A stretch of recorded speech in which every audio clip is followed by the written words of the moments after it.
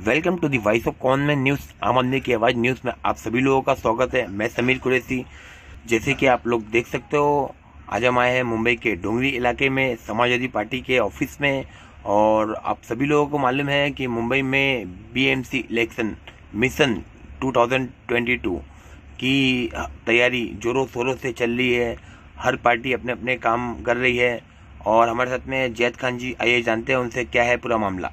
जैसे कि आप देख सकते हो, हमारे साथ में मुंबई के सेक्रेटरी मिस्टर समाजवादी पार्टी के मिस्टर जैद खान जी, और आज हम उनसे जानेंगे मुंबई महानगर पालिका में जो लॉटरी चुनाव की हुई थी उसमें कांग्रेस और समाजवादी पार्टी और जैसे कि शिवसेना और भी बहुत सी पार्टी, तो उसमें रिजर्वेशन का मतलब क्या जो है मुद्दा चल रहा है फिलहाल। देखिए, जिस तरीके से जो 15 सीटें शेड्यूल कास्ट की गई, हमारा एतराज़ 15 पे नहीं है। आप 25 करिए, 30 करिए, हमको उस पर एतराज़ नहीं है। हमने ये देखा कि जो परसेंटेज वाइज सीटें होनी चाहिए थी वैसे नहीं हुई। उसमें 30% और उससे ज़्यादा भी सीटें हैं जो शेड्यूल कास्ट की हैं। तो हम चाहते थे कि हम वो सीटों को नंबर 1, 2, 3 से percentage wise top to bottom वो लाया जाए। हमने इस सिलसिले में 2 तारीख को deputy election commissioner Sudhakar Shankar Jagde ji से बातचीत की। उनका कहना ये था कि हाँ, मतलब वो जो आपने डिप्टी कमिश्नर से बात की तो उन्होंने क्या कहा आपको? हाँ, उनसे जब बात हुई तो उन्होंने ये बताया कि हमारा जो इलेक्शन कमीशन का जो रूल है वो मतलब संविधान नहीं, एक्ट नहीं है, और इसको मतलब इलेक्शन कमीशन ने तैयार किया है। और इस तरीके से तैयार किया है कि 2007, 2012 और 2017 में जो सीटें शेड्यूल कास्ट के शैम्बल पे चुनाव लड़ चुकी है उसको हमने साइड कर दिया। तकरीबन उसमें 54-55 सीटें या 53-54 सीटें जो आती थी उनको हमने साइड कर दिया, जो 2007, 12 और 17 में हो चुकी। उसके बाद में जो सीटें बचती हैं उसको हमने टॉप से बॉटम तक परसेंटेज वाइज रखा है। लेकिन हमारा बोलना ये है कि उसके बाद में हमने 3 तारीख को यूपीएस मदान जी से बात की। आईएएस ऑफिसर हैं जो स्टेट इलेक्शन कमीशन के चीफ हैं। अच्छा, आईएएस ऑफिसर है और इलेक्शन कमीशन के चीफ भी है, ठीक है। तो उन्होंने क्या बोला था? ये समाजवादी पार्टी का एक डेलीगेशन उनसे जाकर मिला और हमने हमारी जो शिकायत थी, हमारे असल में 2 सीटें हैं यहाँ पे, एक तो 215 और 221, और एक हमारे डिस्ट्रिक्ट में वडाला की 208 नंबर सीट है। मतलब वार्ड नंबर बोल रहे हो आप? ये नंबर 208। तो उसमें तकरीबन 9% शेड्यूल कास्ट के वोट हैं, अबाव 50% माइनॉरिटी वोट है, लेकिन वो भी शेड्यूल कास्ट हो गई। कांग्रेस के लोगों ने उसमें जब हमने इनसे बात की मदान जी से, तो मदान जी का बोलना ये था कि रोटेशन में हमने इस नियम को कायम किया है।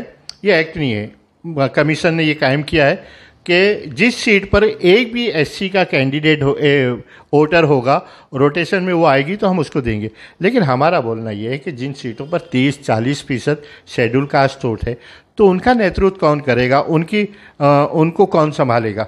इम्पॉर्टेंट तो ये है कि आप इस तरीके की जो बातें कर रहे हैं, अभी कांग्रेस के भाई जगताप जी ने और मिलिंद देवरा जी ने ये ऑब्जेक्शन लिया है कि उनकी 29 सीटों में से 21 या 22 सीट इस रिजर्वेशन के कारण इफेक्ट हो रही है। अच्छा, 29 या 22 सीट? 29 में से 22 सीट तो माइनॉरिटी की जो सीटें हैं। अभी देखिए, आसान तरीका क्या है, हमको काम की बुनियाद पर इलेक्शन जीतना था, नहीं हुआ वो। आप माइनॉरिटी में शेड्यूल कास्ट के कैंडिडेट नहीं मिलेंगे तो मजबूरी ये है कि कांग्रेस या शिवसेना या जो भी लड़ेगी तो वो इस तरीके के कांग्रेस शिवसेना पैक्ट में जाएगी, तो ये 20-25 सीटें तो इनको ऐसे थाली में सच कर आ जाएगी। बिल्कुल सही बात। बीजेपी से जो लड़के मतलब अब काम की बुनियाद पर लड़ना चाहते हैं तो ये यहाँ पे अच्छा, इसमें होता है क्या कि हर हुकूमत जो है इन बातों का फ़ायदा उठाती है, जिसका नतीजा ये निकलता है कि माइनॉरिटी की नुमाइंदगी इस बार जो है वो मुंबई महानगर पालिका में अगर यही इस पर होता है तो बहुत कम हो जाएगी। कांग्रेस कोर्ट में जा रही है और हम भी अभी सजेशन कर रहे हैं, अभी हमारी वकीलों से मुलाकात भी है। हमारे कायद अबू आसिम आज़मी जी और रईस शेख साहब इस सिलसिले में बहुत अच्छा विचार विमर्श कर रहे हैं और हम लोग भी इंशाल्लाह कोर्ट के दरवाजे को खटखटाएंगे। अच्छा, ठीक है, जैसे कि आपने बताया मुझे। अच्छा, मेरा एक सवाल था, जैसे कि जो लॉटरी का जो हुआ था चुनाव में, तो उसमें मतलब जो महानगर पालिका मतलब बीएमसी जो ये है, मतलब इसमें रिजर्वेशन जो है मतलब शेड्यूल क्लास को कितना % मिला गया है? नहीं, इसमें 15 सीटें शेड्यूल शेड्यूल कास्ट को देते हैं और 2 सीटें शेड्यूल ट्राइब्स को देते हैं। अच्छा, इसमें एक बात ये थी कि 2007 में जब चुनाव हुए मुंबई महानगर पालिका के, तो कुलाबा से वार्ड नंबर 1 शुरू होता था और 227 वार्ड दहसर पे जाता था। 2012 में इन लोगों ने क्या किया कि दहसर से शुरू किया वार्ड नंबर 1 और यहाँ पे ख़त्म किया। अभी बाउंड्री हमारे पास 9 सीटें बड़ी हैं, तो बाउंड्री भी सब घुल मिल गई है। अभी हमारे यहाँ वार्ड नंबर 221 जो हुआ है, ये कुछ सीट कुछ एरिया उसमें रईस शेख साहब का है, कुछ जावेद जुनेजा का है, कुछ जामसूदकर का है, कुछ निक्कम का है। ये 4 वार्ड मिलके एक वार्ड बना, नया वार्ड। इस वार्ड में आप देखिए, ये लोग कहते हैं ना कि 2007, 12 और 17 के चुनाव में जो सीटें रिजर्व थी, एससी थी, उसको हमने रिपीट नहीं किया। ये सीट 200 उस ज़माने में 208 नंबर की सीट थी, ये शेड्यूल कास्ट की थी। इस पे मनोज जामसूदकर कांग्रेस की टिकट पे वहाँ चुन कर आए थे। तो आपने इन चीज़ों का कहाँ ध्यान रखा है? बाउंड्री भी घट बढ़ गई है। आपने तो अपनी, ये कहते हैं कि शिवसेना के एंट्री गवर्नमेंट ने इस तरीके की बातें की है और उसका फ़ायदा वो शिवसेना लेने की कोशिश कर रही है। ऐसा आपको लगता है? मतलब जैसे कि आपने बोला शिवसेना फ़ायदा लेने की कोशिश कर रही, शिवसेना क्या फ़ायदा लेने की कोशिश कर रही है? मेरा सवाल है आपसे। उसमें जो रिजर्वेशन है, उसमें जो रिजर्वेशन है, उसमें जो रिजर्वेशन है वो उसका फ़ायदा मतलब इस तरीके से होता है। देखिए, जिस तरीके से बीजेपी गवर्नमेंट थी, बीजेपी ने भी यही किया कि उसका एडवांटेज जो है, उन सीटें इस तरीके से बनती हैं कि मतलब उनको फ़ायदा होता है।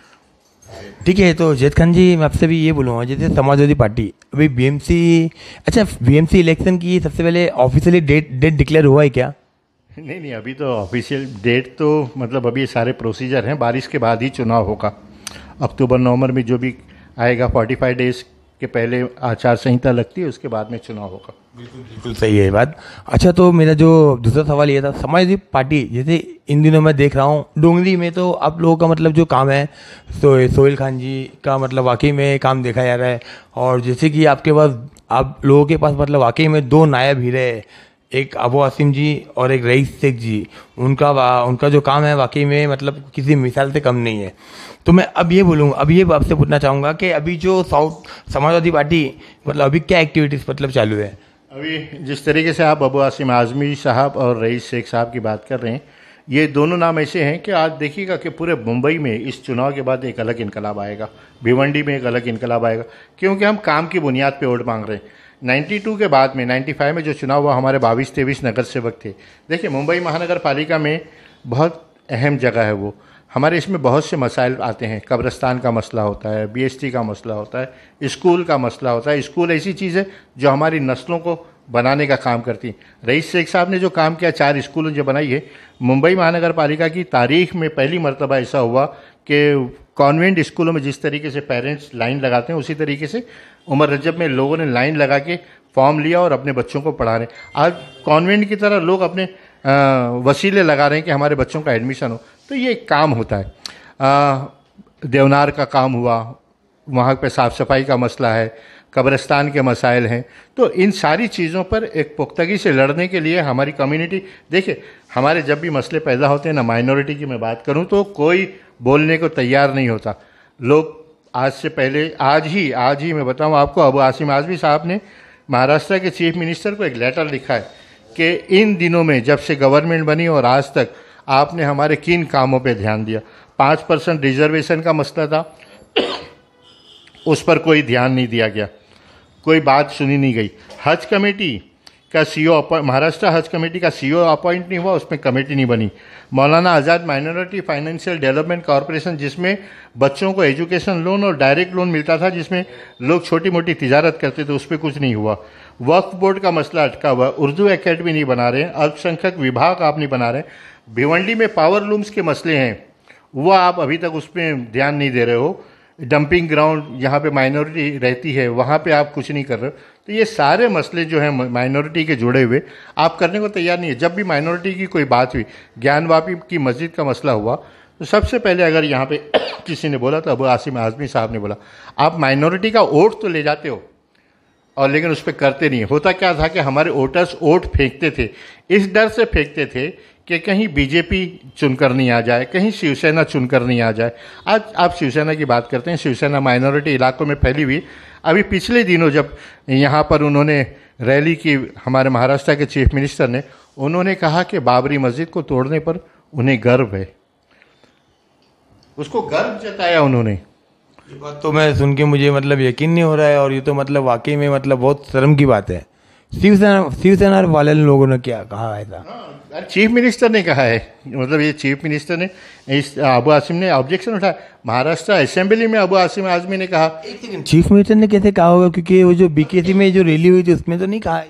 हाँ, उसमें भी कहा, और वहाँ पे भी उन्होंने नहीं, मगर उसमें वहाँ पे ऐसी कुछ बात मेरे हिसाब से शिवसेना के प्रमुख मतलब माननीय उद्धव जी ठाकरे ने ऐसा कुछ नहीं कहा। डेफिनेटली कहा है, मतलब डेफिनेटली कहा है, और ऐसे उसमें हाउस में और उन्होंने कहा है।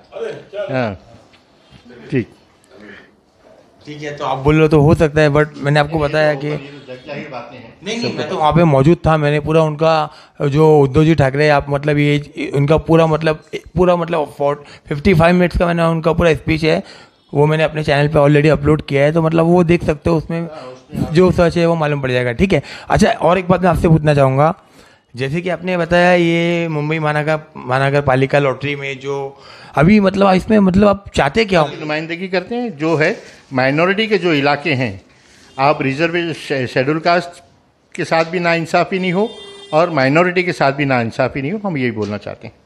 ठीक है, ये तो बात सही है बिल्कुल। और आपको कुछ अपना समाजवादी पार्टी के मतलब अपना आपके जो मतलब पूरे एंटायर मुंबई में जो वर्क कर रहे हैं, नए नए लोग जुड़ रहे हैं, मैंने देखा है, उनके लिए आपको कुछ मैसेज देना है? समाजवादी पार्टी दिन ब दिन रोज़ तरक्की, मतलब लोगों के दिलों पर राज करते जा रही है, और इसके नतीजे भी बहुत अच्छे आएंगे। Thank you. इसी के साथ मैं अपना न्यूज़ समाप्त करता हूँ। जय हिंद, जय महाराष्ट्र, दी voice of common news, Sameer Qureshi.